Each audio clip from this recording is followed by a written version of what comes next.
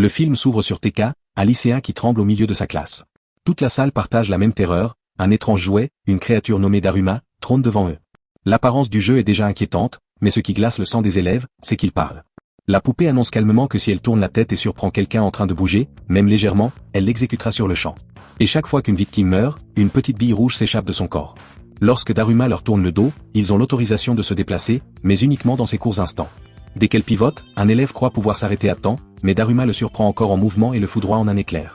La panique envahit la classe. Les élèves hurlent, tremblent, se demandent pourquoi ce jeu monstrueux est apparu devant eux. Leur agitation devient telle que Daruma se retourne brusquement, les réduit au silence d'un ton menaçant, puis recommence à répéter son nom de façon mécanique et terrifiante.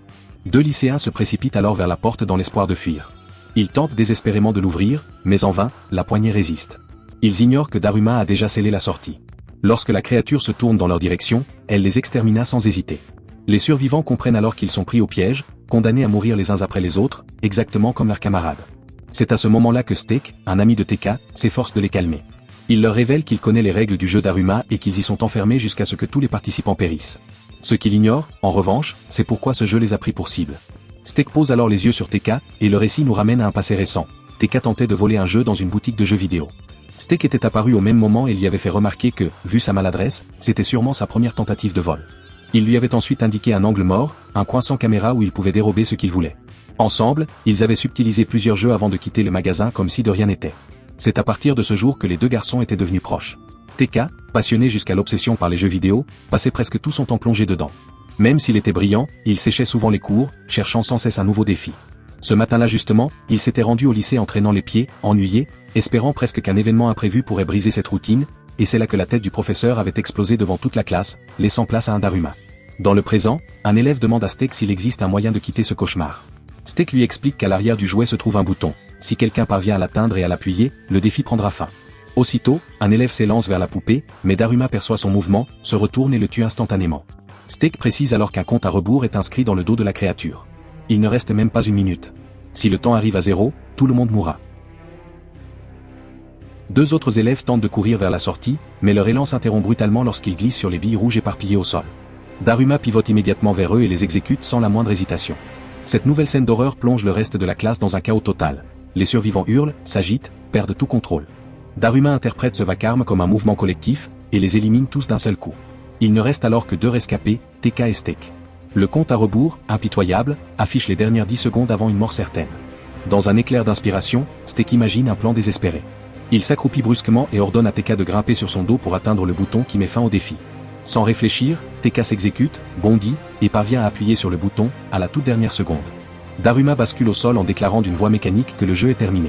Steak et TK exultent, soulagés d'avoir survécu. Mais leur joie s'effondre aussitôt, le jeu trahit Steak et le tue sur le champ. La poupée s'adresse ensuite à TK en affirmant qu'il est l'unique vainqueur, car c'est lui ou lui seul qui a désactivé le mécanisme. Elle le traite de petite souris et annonce que le chat le pourchassera désormais. Puis la porte de la salle de classe s'ouvre enfin. Ashika, une camarade de TK, surgit dans l'encadrement, complètement bouleversée. TK tente de la calmer, mais elle lui explique qu'elle aussi a été entraînée dans un défi Daruma et qu'elle est la seule survivante de son groupe. Alors TK lui confie qu'il vient de vivre exactement la même chose. Il lui propose immédiatement d'appeler les secours, mais il découvre qu'il n'y a plus aucun réseau. C'est à cet instant que Daruma réapparaît pour annoncer un nouveau challenge. Paniqués, TK et Ashika courent dans les couloirs à la recherche d'une issue. Toutes les portes sont verrouillées et les fenêtres semblent renforcées, impossibles à briser. Soudain, la porte du gymnase s'ouvre d'elle-même. Dès qu'ils y entrent, elle se referme violemment derrière eux. À l'intérieur, un groupe d'élèves les attend, tous vêtus de costumes de souris. TK comprend aussitôt que cette mise en scène représente l'étape suivante du jeu. Avec Ashika, il remarque une phrase énorme écrite au sol. Accrochez la cloche autour du cou du chat pour mettre fin au défi. Un élève leur tend même 2 costumes de souris, mais TK et Ashika refusent catégoriquement de les enfiler, car aucun chat n'est en vue. Et c'est à ce moment que le sol se met à vibrer. Le parquet s'ouvre en deux, dévoilant un gigantesque chat blanc monstrueux qui surgit du trou et avale instantanément tous ceux qui portent le costume de souris. C'est la panique générale. Les élèves s'éparpillent dans toutes les directions. Ashika trébuche, mais TK la rattrape avant qu'elle ne tombe complètement. En courant, il aperçoit une cloche en forme de balle, équipée d'un minuteur. Il réalise alors que leur mission consiste à lancer cette cloche à travers un anneau qui entoure le cou du chat avant que le temps imparti n'arrive à son terme. TK explique la stratégie aux élèves terrorisés. L'un d'eux, un excellent basketteur, se lance dans une tentative courageuse. Il prend de l'élan et fait bondir la cloche en direction de l'anneau.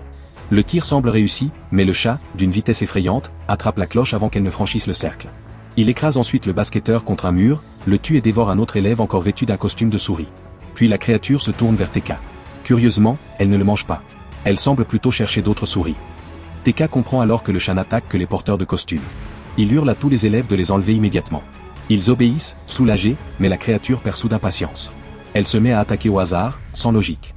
Pendant que le groupe se fait décimer, Ashika met finalement la main sur la cloche. Il reste moins de 3 minutes au minuteur. Le gigantesque chat s'approche d'elle, prêt à la dévorer. TK enfile un costume de souris et se met en avant. La créature le poursuit, mais TK esquive avec agilité. Il ordonne aux élèves de lancer la cloche, mais tous restent silencieux, terrifiés. À ce moment, TK entend le chat parler et réalise qu'il le comprend grâce au costume, personne d'autre n'entend sa voix. Le chat confie qu'il a le dos qui démange et qu'il veut que quelqu'un le gratte pour pouvoir dormir. TK saute sur son dos, attrape la corde autour du cou du chat et commence à le gratter. La créature se détend progressivement. Il appelle alors les élèves à l'aider. Ashika monte, suivi par d'autres, et gratte le chat jusqu'à ce qu'il s'endorme complètement.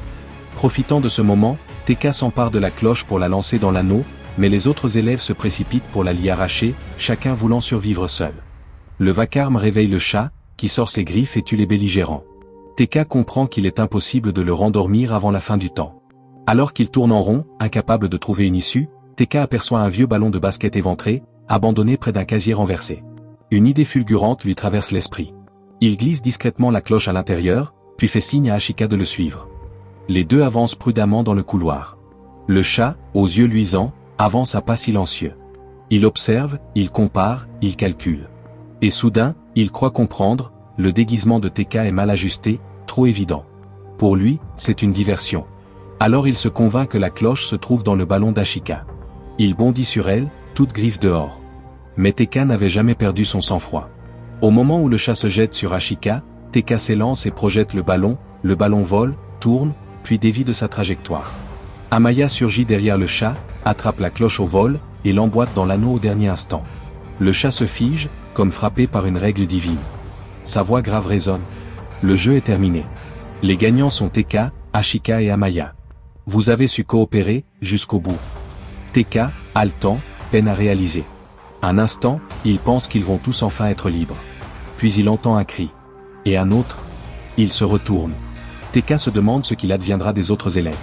Sa surprise se transforme en horreur lorsqu'il voit Amaya tuer tous ceux qui n'ont rien perdu, révélant une cruauté impitoyable derrière l'apparente victoire. Amaya s'approcha de TK et Ashika, un sourire glacial sur le visage, déclarant qu'il adorait un monde où les plus forts triomphaient des plus faibles.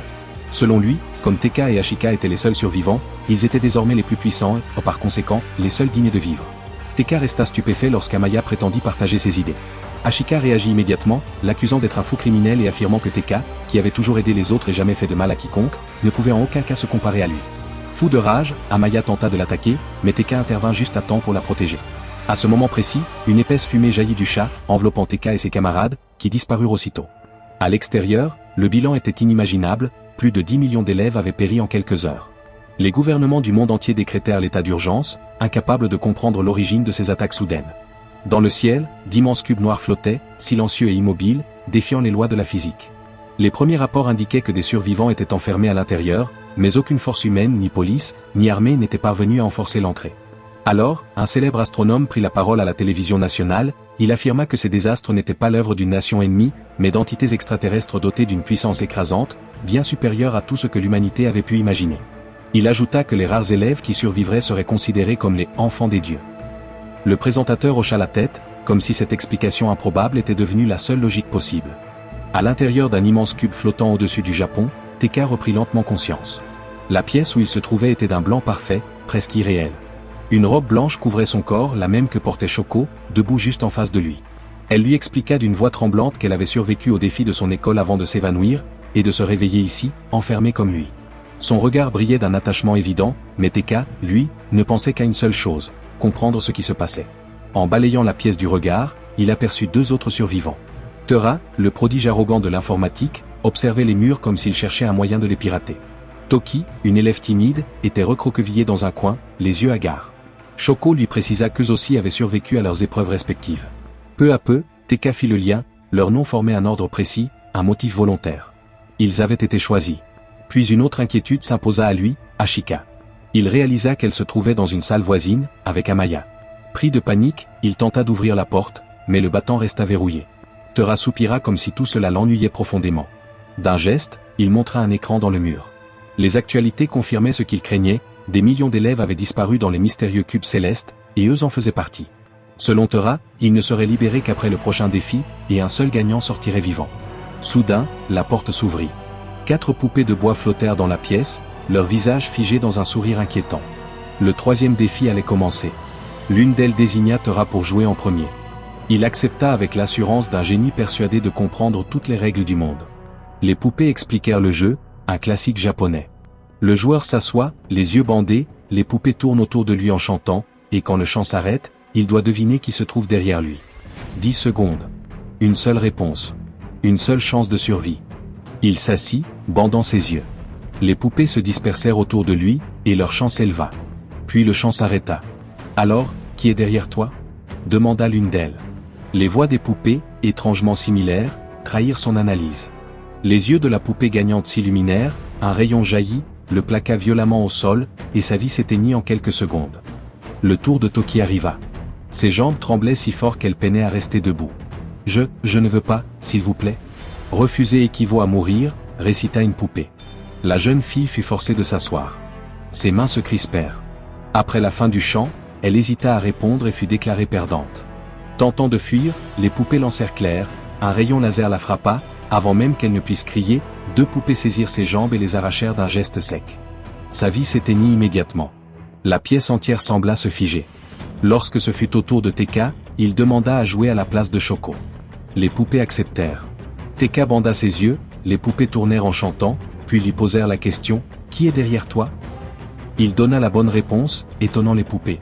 Elles lui demandèrent comment il avait deviné, et Tekka expliqua qu'il avait mémorisé le timbre de leur voix et l'ordre de leurs mouvements pendant le chant. Impressionnées, les poupées explosèrent, laissant derrière elles une grande clé. Shoko se précipita vers Tekka et le serra dans ses bras, le remerciant de lui avoir sauvé la vie. Tekka prit la clé avec elle, et ensemble, ils quittèrent la pièce. À l'extérieur, ils croisèrent Yuto, qui courait, tenant également une clé, poursuivi par une poupée parce qu'il était seul. Yuto supplia Shoko et Tekka de se tenir la main, expliquant que les poupées tuaient quiconque se trouvait isolé. Il leur cria qu'il avait déjà vu 2 élèves se faire attraper simplement parce qu'ils s'étaient écartés d'1 mètre. Tekka serra la main de Shoko, et lorsque Yuto les rejoignit, il prit également la main de Tekka. La poupée, semblant satisfaite, les laissa tranquilles. Shoko frissonna, la peur la submergeant, et supplia Tekka de ne pas l'abandonner. Tekka lui fit la promesse de la protéger. Soudain, des cris perçants retentirent tout près. Ashika était poursuivie par une poupée. Tekka lâcha la main de Shoko et se précipita pour attraper celle d'Ashika avant que la poupée ne lui saute dessus. La créature s'arrêta net en voyant leurs mains liées. Pendant ce temps, Sandy et Mindy, portant chacune une clé, furent surprises par l'apparition soudaine d'un gigantesque appareil sortant d'un mur. Il comportait un compteur et cet emplacement pour les clés. Le jeu annonça qu'il fallait placer cette clé au bon endroit, par 7 participants. Les 6 élèves disposaient seulement de 4 clés, ce qui signifiait qu'ils avaient besoin de 3 clés supplémentaires et d'une personne de plus. La tension montait, chacun redoutant d'être désigné comme sacrifice potentiel si la situation empirait. Tekka, lui, refusait de laisser qui que ce soit mourir, mais il ignorait encore comment éviter l'inévitable. Tekka songea à chercher les clés et le 7e participant, mais le temps manquait. 3 clés tombèrent soudain devant eux, et Amaya fit son apparition, tenant un élève qu'il avait forcé à venir avec lui pour survivre. Le regard froid d'Amaya laissait clairement entendre qu'il était prêt à tout pour avancer, même au détriment des autres. Tous se réjouirent d'avoir désormais cette clé, mais ils étaient 8 personnes. Amaya décida de se débarrasser de l'élève supplémentaire, affirmant qu'il n'avait eu besoin de lui que quelques instants pour tenir la clé, mais Tekka, irrité par la présence d'Amaya, comprit qu'il n'avait pas d'autre choix que de coopérer, car sans lui, tout le monde mourrait. Les 7 clés furent placées correctement, le compteur s'arrêta, et le jeu déclara leur victoire. Les élèves furent sommés de changer de vêtements, et un tunnel s'ouvrit dans le mur pour le défi suivant. À l'extérieur, la population japonaise suivait les événements sur les écrans publics, curieuse de savoir qui survivrait. À l'intérieur du tunnel, Tekka et ses compagnons débouchèrent sur un lieu recouvert de neige. Le froid mordait leurs visages, et leurs pas s'enfonçaient dans la poudre blanche qui semblait sans fin. Une sensation oppressante les envahit, comme si quelqu'un les observait depuis les ombres glacées. Un gigantesque ours blanc tourna autour d'eux avant de s'arrêter et de déclarer qu'il détestait le mensonge. Sa voix grave résonna dans la plaine enneigée, faisant vibrer le sol sous leurs pieds. Le défi consistait à répondre honnêtement à ces questions. Si quelqu'un mentait, les autres devaient désigner le menteur en 2 minutes, sinon tous mouraient. La première question de l'ours fut simple, « Quel est votre plat préféré ?» Les élèves répondirent, mais l'ours sentit le mensonge et leur accorda 2 minutes pour désigner le menteur. TK sentit son cœur s'accélérer, conscient que la moindre erreur pouvait les condamner. Les accusations commencèrent. Sandy et Mindy pointèrent Yuto, convaincus qu'il mentait sur son goût pour le persil. Amaya, amusée, approuva. L'ours fondit sur Yuto, l'écrasant sous sa patte. Le bruit sourd du choc résonna, glaçant les survivants jusqu'à la moelle. La deuxième question tomba comme un coup près. Aimez-vous TK? Ashika répondit la première, d'un ton tremblant mais sincère, avouant qu'elle l'aimait depuis l'enfance. Shoko les affirma qu'elle partageait ce même amour. Amaya, lui, déclara avec un calme dérangeant qu'il aimait TK aussi. Sandy et Mindy, mal à l'aise, expliquèrent qu'elles ne le connaissaient pas assez pour l'aimer, ce qui semblait logique, puis vint le tour de TK, qui baissa les yeux et avoua qu'il ne s'aimait même pas lui-même. L'ours grogna, son souffle glacé soulevant la neige autour de lui, l'un de vous ment. Ashika désigna immédiatement Amaya, affirmant qu'un être aussi égoïste que lui ne pouvait aimer personne. Mais Mindy et Sandy ripostèrent, accusant Shoko, prétendant que son attachement était faux puisqu'elle venait d'une autre école. TK intervint, rappelant qu'ils étaient voisins depuis toujours, qu'elle l'avait connu bien avant tout cela. Rien n'y fit, les deux élèves refusèrent de le croire, et Amaya, comme pour sceller le destin de Shoko, la désigna d'un geste froid. L'ours se jeta sur elle. Un seul coup de patte, brutal, retentit dans le silence glacé. Shoko s'effondra, sans un cri, et le sol se teinta immédiatement de rouge. Alors que l'ours se préparait à poser une nouvelle question, TK leva la voix. « C'est toi le menteur !» L'ours se figea, surpris. TK avança d'un pas, le visage blême mais déterminé, et expliqua. « Le sang de Shoko, il a taché ta patte. Et à cet endroit, ta fourrure n'est pas blanche. Elle est noire. Tu te fais passer pour ce que tu n'es pas. » Son regard changea, passant de la surprise à la rage. Il se jeta sur eux, mais TK et les autres esquivèrent ses attaques, reculant à travers la neige qui se soulevait sous l'impact de ses pas. Le faux ours commença à fondre comme de la cire brûlante. Transportés en un instant, TK et ses compagnons se retrouvèrent dans une vaste forteresse médiévale balayée par le vent. Soudain, 3 poupées apparurent au centre de la cour, surgissant comme des spectres. Nouveau défi, cache-cache, annoncèrent-elles. Elles expliquèrent que l'un des élèves serait désigné pour jouer le rôle du chercheur, tandis que les autres devraient se cacher à travers l'immense château. Le chercheur aurait pour mission de grimper sur une tour, récupérer une boîte étrange, puis la déposer au centre d'un cercle tracé sur le sol de la cour principale. Une fois la boîte placée, un compte à rebours jusqu'au coucher du soleil serait déclenché. Chaque fois qu'il apercevrait un élève, le chercheur prononcerait son nom et la victime serait immédiatement capturée et enfermée dans une cellule. Lorsqu'il aurait emprisonné 3 personnes, il lui suffirait de revenir à la boîte et de lui donner un simple coup de pied pour remporter la manche et condamner tous les autres. Mais si le chercheur échouait à trouver ne serait-ce qu'un seul joueur, et qu'un des cachés parvenait à atteindre la boîte et à la frapper avant le coucher du soleil, alors les rôles s'inverseraient, le chercheur mourrait, et les autres seraient sauvés. Les poupées baissèrent alors la tête, prenant un ton plus grave. Attention. La boîte contient une explosion d'une ampleur colossale. L'une des poupées sortit alors un dé ancien, gravé de symboles étranges. Le tirage au sort désigna Amaya comme chercheur. Sandy et Mindy s'enfuirent aussitôt d'un côté, paniqués, leurs pas résonnant entre les murs de pierre, tandis que TK et Ashika prirent la direction opposée pour se disperser et semer le chercheur. Mais Amaya, animée par une excitation presque malsaine, ne mit pas longtemps à repérer les 2 premières. Il surgit derrière elle avec un sourire carnassier, prononça d'une voix claire leur nom, et les força d'un geste brutal à se rendre. Incapables de lutter, Sandy et Mindy furent immédiatement transportés vers la prison, vaincus avant même d'avoir pu se cacher correctement. À l'autre bout de la forteresse, TK et Ashika observaient la scène depuis une autre fenêtre, dissimulée dans l'ombre. Leur respiration se fit plus rapide lorsqu'ils virent Amaya lever la tête dans leur direction. Ils les avaient repérés. Sans réfléchir, TK saisit une corde attachée à un pilier et entreprit de descendre le long du mur, ses mains glissant sur la corde rugueuse. Ashika prit une décision courageuse. Elle sortit brusquement de sa cachette, s'exposant volontairement pour détourner l'attention d'Amaya et offrir à TK quelques précieuses secondes pour atteindre la boîte. Amaya captura Ashika avec une violence froide, puis se lança à la poursuite de TK. Mais ce dernier avait déjà disparu parmi les couloirs de la forteresse, fuyant comme une ombre. Quelques minutes plus tard, il réapparut près de la boîte, désormais vêtu de l'armure complète d'un ancien guerrier. Un casque massif, une cuirasse d'acier et des protections épaisses qui cachaient entièrement son visage. Il espérait ainsi empêcher Amaya de prononcer son nom, ou si la boîte explosait réellement, se protéger du choc. Lorsqu'Amaya le vit ainsi affublé, il éclata de rire, un rire nerveux et cruel. « Tu crois vraiment que ça va te sauver ?» lança-t-il en s'avançant. D'un geste sec, il arracha le casque et découvrit le visage de TK, haletant et couvert de sueur. Il prononça son nom, signant sa capture. Triomphant, Amaya se dirigea vers la boîte pour lui donner le coup de pied final. Mais au moment de frapper, il s'arrêta net. La boîte ne bougeait pas. Il remarqua alors une chaîne qui l'attachait solidement, à l'armure de TK, laissée plus loin sur le sol. Le piège était parfait. Tekka l'avait trompé. Pris de panique, Amaya tenta de se calmer et changea soudain de ton, cherchant à amadouer son adversaire. Écoute, si on frappe la boîte ensemble, on gagne tous les deux. Ce serait idiot de mourir maintenant, non? Mais Tekka secoua la tête, ses yeux emplis d'une profonde tristesse. Non, Amaya. Après tout ce que j'ai perdu dans ce jeu, j'aurais voulu que tu comprennes ce que vaut réellement une vie. Ces mots tombèrent comme une sentence.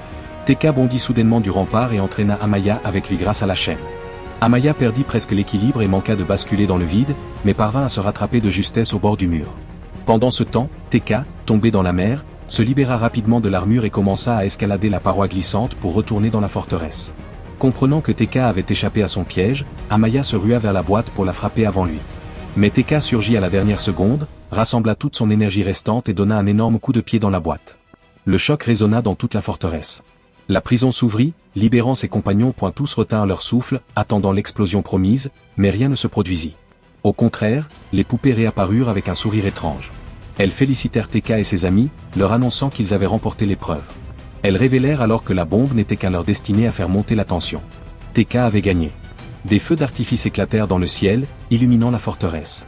Les poupées offrirent même des glaces aux survivants pour célébrer la fin du jeu.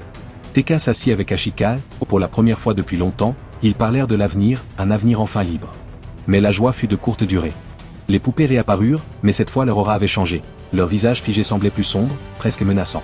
L'une d'elles s'avança et déclara d'une voix glaciale que, malgré toutes les compétences montrées dans les épreuves, la dernière décision ne dépendait que du hasard.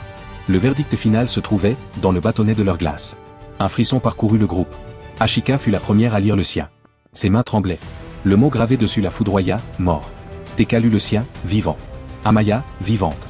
Sandy et Mindy, tremblantes, retournèrent leur bâtonnet, morts. Tous deux blêmirent. Soudain, une quatrième poupée apparut. Elle projeta un rayon laser qui traversa l'air comme un éclair. En une fraction de seconde, Ashika, Sandy et Mindy disparurent, effacés sans un cri. Le jeu était enfin terminé. Un souffle de lumière enveloppa Tekka et Amaya. Quand ils ouvrirent les yeux, ils étaient debout sur le toit immaculé du gigantesque cube blanc. En bas, des milliers de personnes levaient les yeux vers eux. Le peuple japonais les acclamait comme des survivants légendaires, des élus, des enfants des dieux.